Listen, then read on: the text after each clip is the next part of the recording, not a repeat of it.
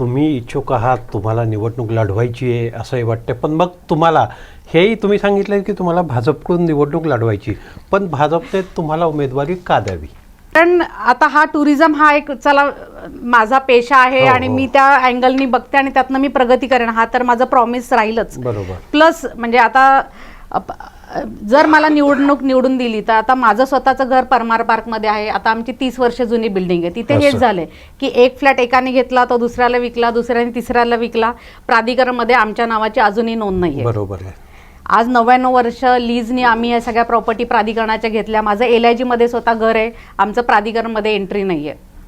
आज माझं ऑफिस जिथे आहे सेक्टर 27 म्हणजे अतिशय उच्चभ्रू सोसायटीमध्ये माझं ऑफिस आहे, पण ते माझ्या नावावर नाही.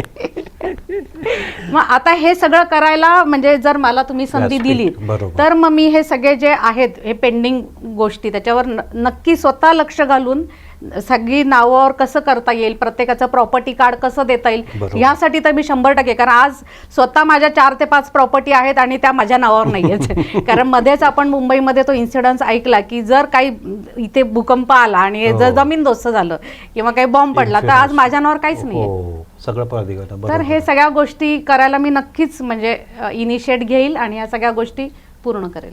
थोडक्यात म्हणजे तुम्ही तुमच्या प्रभागातल्याच नाही तर म्हणजे प्राधिकरणातले जे काही लीजवरच्या प्रॉपर्टी आहेत किंवा त्यांच्या नावावर त्याचं प्रॉपर्टी कार्ड करून देणार, हा तुमचा सगळ्यात म्हणजे प्रायोरिटीचा मुद्दा